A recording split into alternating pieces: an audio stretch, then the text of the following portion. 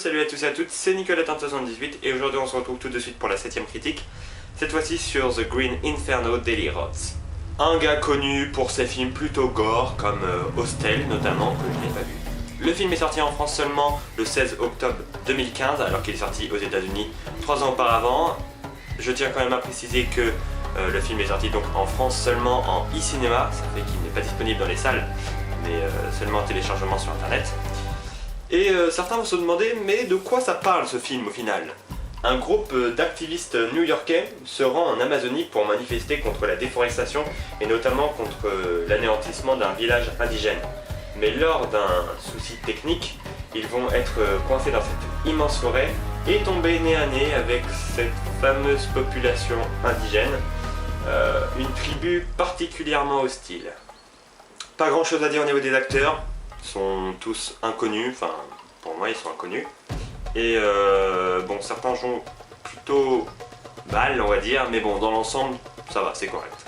Ensuite, que dire du film? À la base c'est apparemment un remake du très célèbre Cannibal Holocaust, sorti il y a un petit peu de temps de cela.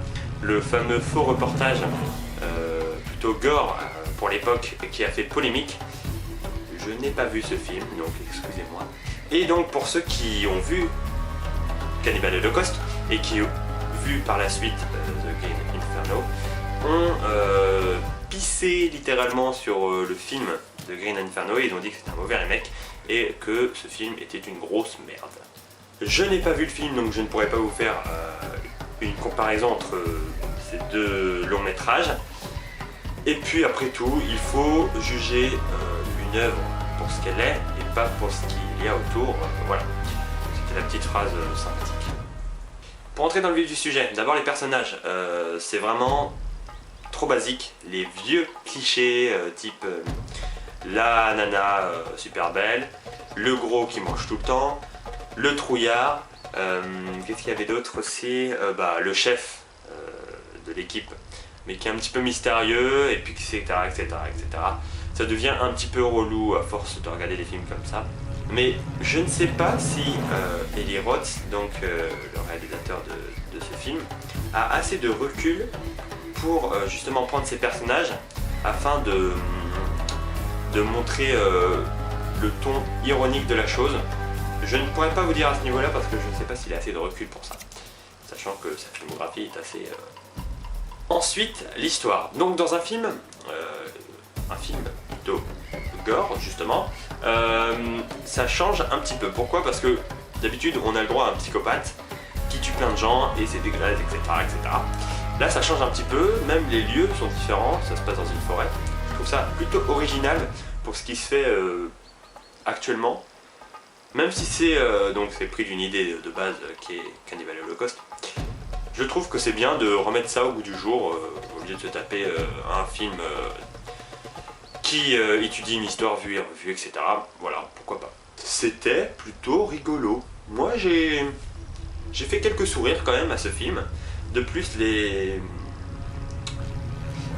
effets spéciaux, oui, je trouve plus mes mots. Les effets spéciaux sont plutôt pas mal foutus de la part d'Eli. C'est normal, je n'avais pas vu ces autres films, dont Hostel et Hostel 2. Qui ont été validés quand même, on va dire, par, comment il s'appelle, Quentin Tarantino, qui a bien aimé, donc je devrais aimer, mais je n'ai pas vu ces films, donc qui sont plutôt gore aussi, mais celui-là, voilà, ça m'a... c'est pas trop mal foutu quoi. Après, niveau gore, parce que c'est un film gore, voilà c'est, je sais pas, c'est pas un film d'épouvante horreur, parce que pas de fantôme, enfin voilà quoi. Donc je pourrais juste mettre ce film dans la catégorie gore, voilà, parce qu'il n'y a pas grand chose d'autre. Et au final, je m'attendais à pire, je m'attendais à plus dégueulasse de ça de sa part. À ce niveau-là, j'en attendais mieux, j'ai vu mieux, pour le coup. Et bon après, voilà, le fait que ça soit des indigènes qui le font, ça renouvelle le genre, et c'est plutôt bien. Je ne vais pas m'attarder sur le sujet, malgré ses nombreux défauts. On passe un beau moment devant le film, c'est fun, c'est gore, et pour moi ce sera un 6 sur 10. J'espère que cette critique vous aura plu, mais une petite anecdote bien sympathique tout de suite. lorsque le réalisateur Eli Roth et son équipe ont proposé à des vrais indigènes de jouer en tant que figurant, il a été surpris qu'ils n'aient jamais vu de film de leur vie. Donc pour ça, le réalisateur a décidé de leur montrer Cannibal Holocaust. Les villageois donc ont été ravis, le réalisateur leur a promis de leur filer 2-3 films, des cassettes, etc.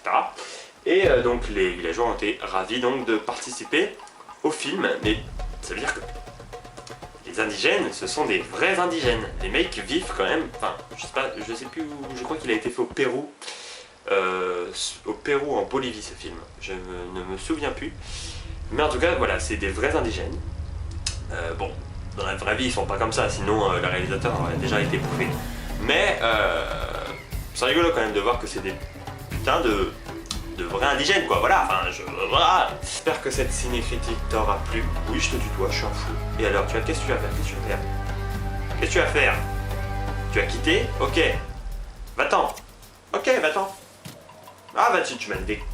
Ah, casse-toi. Pour ceux qui n'auraient pas vu la vidéo précédente, je suis en possession d'un site internet créé par mes soins de critiques de films, enfin, de critiques de films, de séries. Plein de surprises à ce niveau-là, vous pouvez retrouver donc moi, mon ami Yann, ainsi que désormais mon ami Grégory qui s'est lancé, et tu peux toi aussi te lancer dans l'aventure. La prochaine vidéo sera normalement un nouveau concept de vidéo qui arrivera quand il arrivera, mais normalement ça doit arriver avant la semaine prochaine, enfin avant la prochaine ciné-critique. Donc j'espère que ça vous aura plu.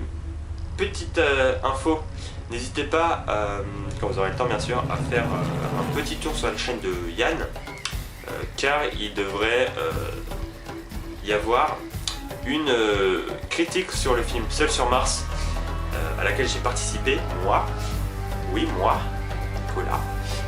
Donc voilà, si jamais vous avez envie d'avoir une petite critique de plus sur un film qui est sorti quand même récemment, j'ai fait ma critique avec Yann sur sa chaîne, qui est disponible dans la description, voilà. Mais de toute façon, si jamais vous êtes sur le site, elle sera bien sur le site. N'hésitez pas à aimer, partager, commenter la vidéo. On se retrouve normalement dans moins d'une semaine. C'était Nicolas. Ciao.